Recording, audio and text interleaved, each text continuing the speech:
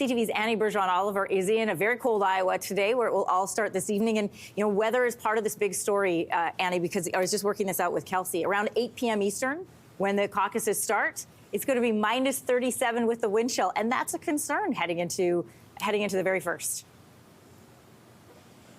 Absolutely, Anne-Marie. It is a huge concern because here in Iowa, if you were not physically present at one of these caucus sites, which could be a church basement or it could be a community center, you do not have your voice heard. And so the campaigns are desperate to make sure that the people they have been drumming up support with for months do make it to these polling sites, because if they are not able to caucus, that could have an overall impact on where these individual candidates place. For Donald Trump, he has a 30-point lead, which means there is a little bit of leeway. If some of his candidates, if some of his supporters don't show up, he still has a large margin. But if you look at that race for second place, Nikki Haley right now is polling around 20%, Ron DeSantis is 16%. So there's not really a large margin of error. And those two candidates have been neck and neck for months now. So that is why they are calling all of their supporters. They are trying to arrange rides for them. They're trying to see if there's any way possible to make sure that these people get out, because even the state of Iowa is warning people not to be outside for too long because the risk of frostbite right now is so high.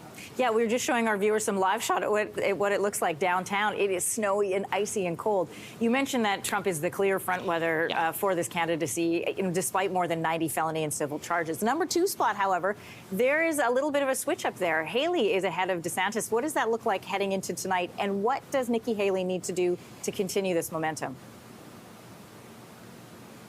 Well, what's interesting here is that Haley is drawing a lot of support from Democrats and independents, which is not traditional for a Republican candidate, especially here in Iowa. But that also means that there are additional concerns that perhaps some of those voters are not super interested. They're enthusiastic because they don't want Donald Trump, but they're not necessarily enthusiastic about her. And so there are some concerns that perhaps her voter base will be a little bit more fickle and decide, you know what, it's really cold, we're going to stay home. Her campaign says, look, we believe that these supporters of our candidate are going to come out. The question is, will they? But she's in a good position right now in 20%. But the problem here is Ron DeSantis. Ron DeSantis, for him, this is a really make it or break it day, because he is not as strong in New Hampshire and South Carolina as Nikki Haley is. She is surging in those two primaries, which are coming up next. Ron DeSantis doesn't have that kind of support. So a lot of analysts are saying, look, if Ron DeSantis does not come very, very close, meaning, say he comes third, but within a point of Nikki Haley, then he may actually end up having to end his campaign, because, as I mentioned, he doesn't have the support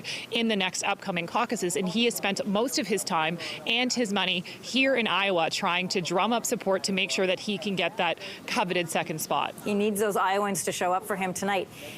Annie, if Trump dominates tonight, how likely is it that he will take the next primary as well, given the fact that tonight is really the first test of his candidacy? He skipped all the debates. Yeah, and this is an interesting state because it really has a lot of his voter base. Iowa is largely white. It also has a very large evangelical base, and both of those two demographics fit very well with Trump. When you move into New Hampshire, which happens next week, that is a little bit more diverse, and that's why, in part, Nikki Haley is winning by quite a large margin. She's still behind Donald Trump, but winning in terms of over the other candidates, and she is surging. So here in Iowa, there's only 40 delegates up for grabs. So even if Trump does win, say he gets 40%, that means he'll have 40% of those 40 delegates. It's not a runaway train necessarily for all of the other primaries. Each one is extremely different. The other thing that's going to be interesting to see is who drops off. Right now, there are actually 5 candidates, including somebody named Asa Hutchinson. He's the former governor of Arkansas. He only has about 1% of the support, but what he does have is a big anti-Trump base. So if he decides to not continue after today, where do those supporters go? Where do those delegates go? Do they get behind Nikki Haley? Same thing with Ron DeSantis. If Ron DeSantis does not continue after today because he doesn't show as well as polls are suggesting, where do his supporters and where do his delegates go after that?